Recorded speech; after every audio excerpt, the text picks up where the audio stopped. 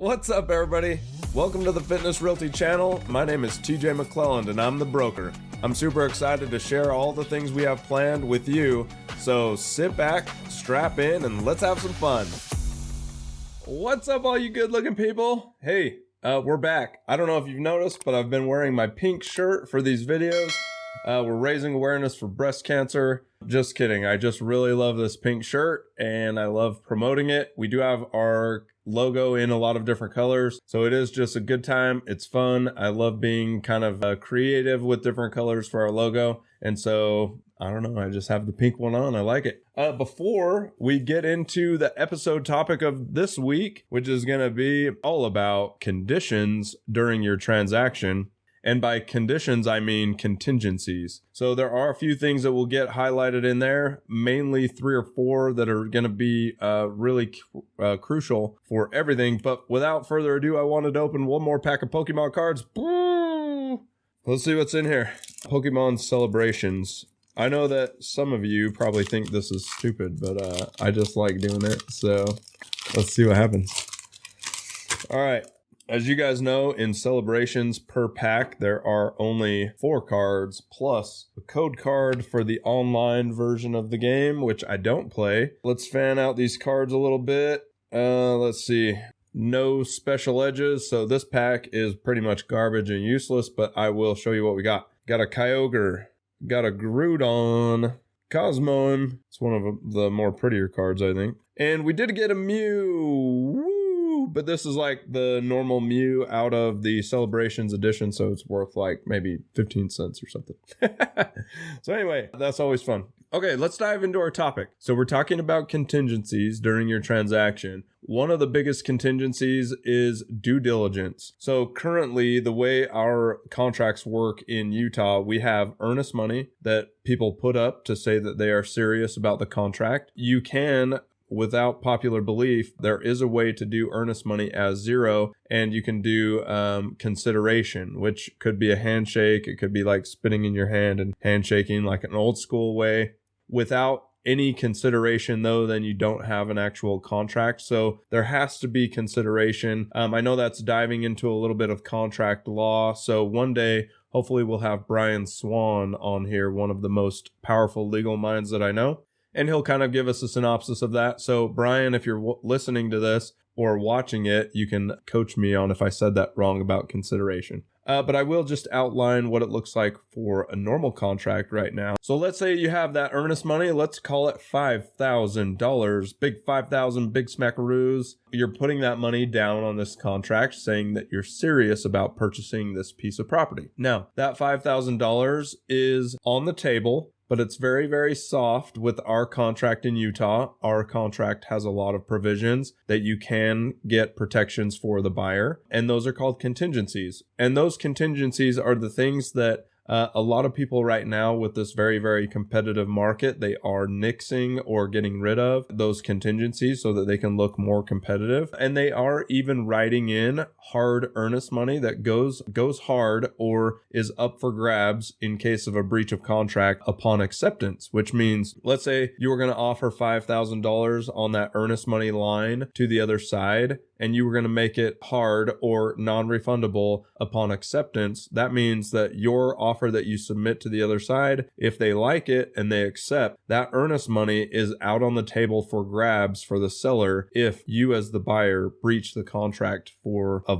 multitude of reasons. But if you breach the contract, you're literally saying, here, seller, here's my $5,000 as reparations or remediation. I probably said those 2 words wrong as well. Brian, critique me down below, of course, because you are a rock star. So anyway, without getting into too much legal jargon, the $5,000, if you write it going hard or non-refundable upon acceptance, it just means if you breach the contract, you're going to hand over that money. So now let's talk about the contingencies, though. A due diligence contingency is the big giant golden bubble for our buyers here in Utah. So if you do mark in the contract that this transaction is conditioned upon due diligence, And then depending on the date that your agent or me or anybody on my staff writes for that due diligence period, let's say it's 2 weeks. A lot of people try to do 10 days or 14 days. I'm probably going to do a full video about due diligence, but just to give you a synopsis of it, due diligence is the typical time for you to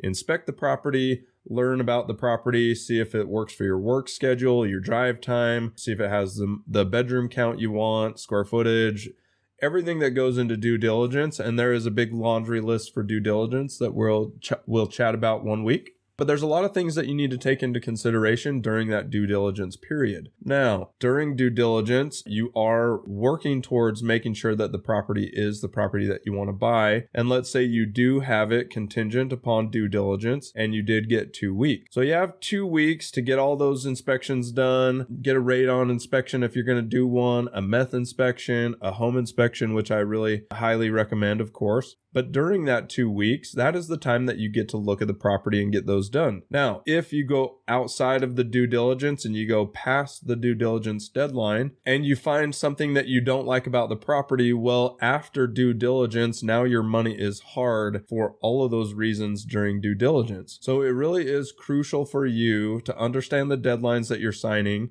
and for your agent or anybody like me or my staff helping you get into your home to understand the deadline that is your due diligence deadline. Because if you go past that and you go after that, there is no reason or there's no way for you to cancel the contract for an inspection item like that without breaching the contract, which if you breach the contract, like I said, your $5,000 is going to go to the other side if you're past that due diligence deadline. Now, a lot of people are waiving due diligence as a contingency, so they are making it is not contingent upon due diligence, and so they're waiving that entire protection. That's really being risky. However, there are still contingencies that you can write into the contract that can have protection for you. However, I like to play it a little safer for my clients. Even in a competitive market, I like to make sure that they have all the protections that they can do or can receive through the contract. Typically, I don't waive those contingencies because typically I have a really fresh or a first-time home buyer and they're really scared, timid, and I have to do a lot of coaching. And so I want to make sure they're very protected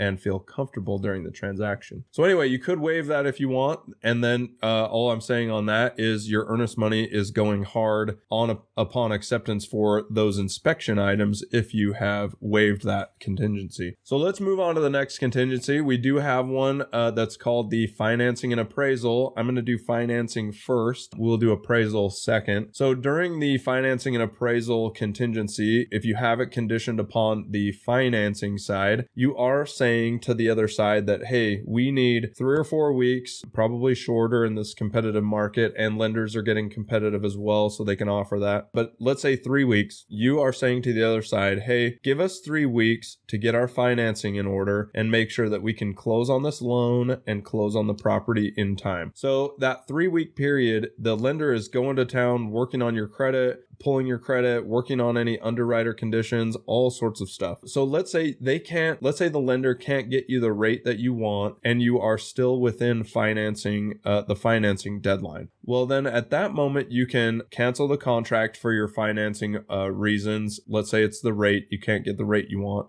Your contingency on the financing side allows you to breach the contract or cancel the contract for a financing option. Sorry, it wouldn't be a breach. It would just be a canceling of the contract. You're still in your legal right to do so if it's before the financing deadline and it's for a financing reason. And so that really gives you that protection and that ability or mindset to say, hey, we know we're going to do our due diligence and then we're going to work on that financing at the same time. And maybe we need an additional week to get the financing in order. And at the end of that, we should know if we're going to close on this property or not. And you are saying, hey, other side, here's some money to hold for, or here's some money that's on the table in case we breach the contract or we need to cancel before that deadline. So I love having the financing option marked so that it can be contingent upon that, because I love to protect my buyers, especially, like I said, first-time home buyers. They're just knowledgeable about the entire process yet. And so I love to make sure that they understand that if the payment isn't what they're looking for or the rate, we just can't get it, then before that financing deadline, I can cancel the contract for them and get their earnest money back in many, many cases. And I say many, many cases, there are a lot of variables there, but which in this video, I won't go down the road on all of those because it would take a lot of time. And there are a lot of legal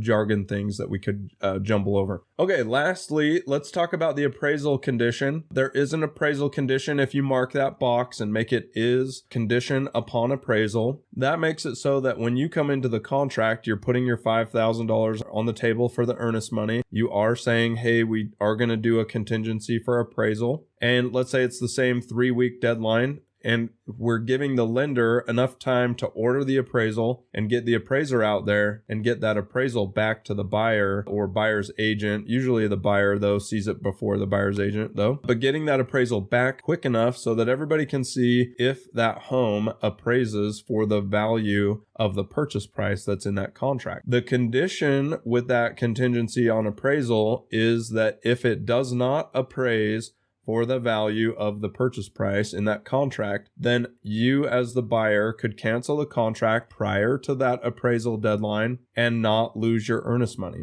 You can actually retain it back. And so let's take a little synopsis here. Let's say we get the home under contract, we're at $480,000, and the appraisal comes back and it says $475,000. We know that's only $5,000 worth of difference. So the way we look at that is the appraised value did come in below the $480,000 that was on the purchase price. And now we could exercise the condition or the contingency of the appraisal and cancel the contract. Now, if you're outside or after that financing and appraisal deadline, that earnest money is likely to be hard, is what we call it in the industry, or like I like to say, it's full concrete at that point. And so it's an interesting thing for me to kind of talk about earnest money in a way of concrete. So let's say you get this contract going and you offer your earnest money. Right now, it's like you just poured fresh concrete, very soft, very wet, doesn't even have a real good shape yet, and it just is sitting there. As you progress towards due diligence, and then after due diligence, it really is firming up. So your earnest money is going harder and harder by these deadlines. After due diligence, it firms up a lot. And then after financing and appraisal deadline, it is very, very firm. There are very few instances that you could leave the contract or cancel it after that and retain your earnest money. A deep dive into earnest money with Brian Swan would be really, really cool because I think that he could enlighten us on some crazy aspects of contract law that would just be fun to talk about and would just create some interesting stories to chit chat about. So anyway, those are some contingencies that you can build into a contract. There are many, many more contingencies, but those are the 3 main ones that are always in there, and they are talked about in contracts right now just a lot. So there are a ton of times that people will be interested in talking about due diligence, financing, and an appraisal contingency. Okay. Well, this has been a fun video. I hope you guys have learned something about contract law. We didn't really do a deep dive about it, but I really wanted to just highlight the 3 main contingencies that I see on every contract with a REPC and make sure that you guys can understand it a little bit more, get educated, and ask your agent and say, hey, what contingencies do we have, or what protections do we have? Are we waiving any of those? Do you anticipate we'll waive any? Do we need to be a little bit more competitive? Stuff like that. Okay, this has been a fun episode. Love you guys, and we'll see you next time. And that's a wrap. Thank you so much for supporting us. We'll see you next time, and we love you. Later.